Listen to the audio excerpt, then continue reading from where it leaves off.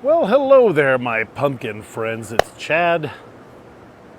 I've got to come up with a different intro because it's always me. It's always Chad. We'll figure something out. Anyway, I'm in the greenhouse and I am going to be doing some irrigation work. I have to hurry up to get my irrigation line down because I need to do my soil sterilization. That is a video that we will go in depth on at a later point.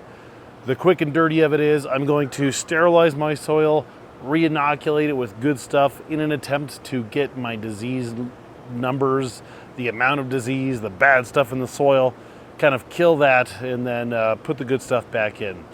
I want to do that before I plant my plants in the soil, and planting my plants that day is rapidly approaching. I'm going to be out of town for a week, so I took a couple extra hours, well, not a couple extra, but a couple hours today.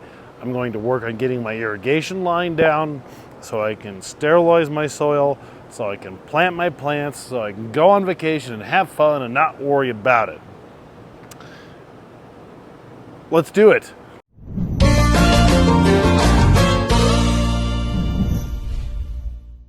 So with all that being said, let's get the pleasantries out of the way. Subscribe to the channel.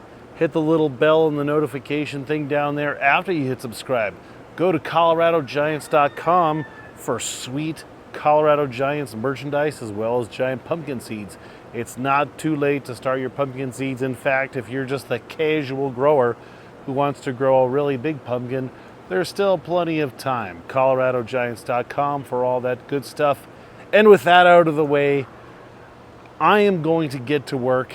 I don't really think there needs to be a lot of talking in this video. It's all fairly self-explanatory. I have videos of years past where I go into depth on my watering system as a whole. But the quick and dirty of it is that I have tanks that I feed from. I pump it out through this line that runs down here, and then I'm going to have feeder lines that go across. I use a drip tape system rather than overhead. I think that keeps the plant younger. It minimizes evaporation, and it puts the water and the fertilizer right onto the roots right away without, coating the leaves with all that gunk. Plus, in a greenhouse, it just makes that stuff easier, so why not? Because I'm only running 2 plants as well as some watermelons in this general vicinity right here that you can't see, I have to rearrange my header lines. I'm going to swing some around here, there, a little bit of everywhere, and then try to reuse as much as of my header line as possible. And that's really about it. I'm going to use about 12 to 18 inches spacing, somewhere in there. I don't think I have enough line to redo everything, so we'll see what that looks like. If I have existing line that's 18 inches, I'll live with it. If I have to run new stuff, I'll probably run about 12 inches. I want more water this year. I want closer, more water, more nutrients being put down. So closer spacing rather than further spacing is on my agenda for this year. And with that being said, I really don't think there's a whole lot that I need to talk about during the video. I'm going to throw this on time lapse. You can watch me work really fast. I wish I could work that fast in real life, but maybe we'll talk about it at the end. Maybe we won't. So let's do it.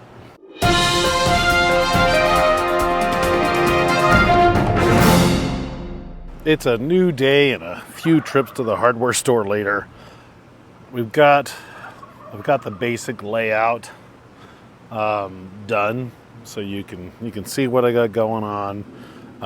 I had solenoid valves on there before, and that was for if I wanted to. I do have the ability, but I don't think I'm ever going to do it to control each zone specifically with a timer.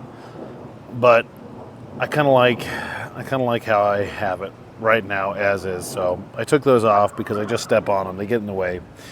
A lot of people have asked in the past, and I don't think I've actually gone over this. So I use a 1-inch trunk line, and then from that trunk line I have an on-off valve, and then a pressure regulator to 10 psi, and then I step up to 1.5 inch header line, which is what I plug all of my valves into. I was able to reuse all this line, so that was pretty good. Just, from a cost perspective for me, so I don't have to go get it. And then all these were 12-inch spacing, so I got what I wanted as far as my spacing goes. And yeah, so I decided to have both of my valves here rather than have this one here for the second plant, or the first plant, or second, whatever you want to call it. And then I thought about having that down there, but I figured it was just easier to have both of these right here, where I have both on-offs right there, and then I put another ball valve there, so at the end of the year maybe I can try and flush out all the stuff, because every year I seem to have an immense amount of just old fertilizer gunk and stuff that builds up in the lines. This video is going to morph into something more than I had originally anticipated, and that's okay. So on my agenda for today is to till everything, because I have to till everything before I can put out these soaker lines.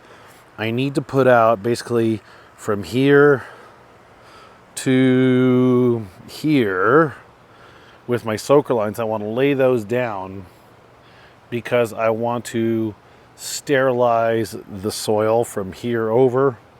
And I won't do all of them yet. I just don't have time right now. But I want to sterilize the soil where the plants are going to be immediately, and then later down the road I can shut off these valves and sterilize that soil once the plants get going ahead. So everything that I'm going to do today, fingers crossed, hopefully, is pick up my trash, all the lines and whatnot that I have oot in a boot. I'm going to move these walking boards. I'm going to rototill everything with the final rototill. I'll get rid of my weed cover crop that is coming in great. Get rid of that, and I might even cover everything with a tarp.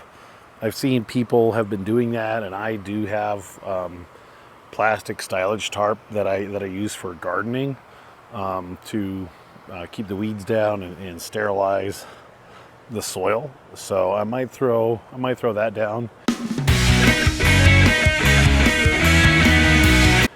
But if I do that, then I will be able to measure out new lines, run these, sterilize the soil, and I will be caught up / well ahead. I already am well ahead of where I usually am, but be even more on track, even more ahead of where I typically am. I'm usually putting out the soaker line once the plants are about 6 feet or so and behind. So I am happy that I'm ahead. Everything's looking good. Get rid of this pile of weeds, and then think about doing that to the other side and the back. So enough talking. I'm gonna get to work. We'll try and keep this video short like I had originally intended, and I'll do a lot of time-lapse stuff so you can just see me work and you don't have to hear me talk.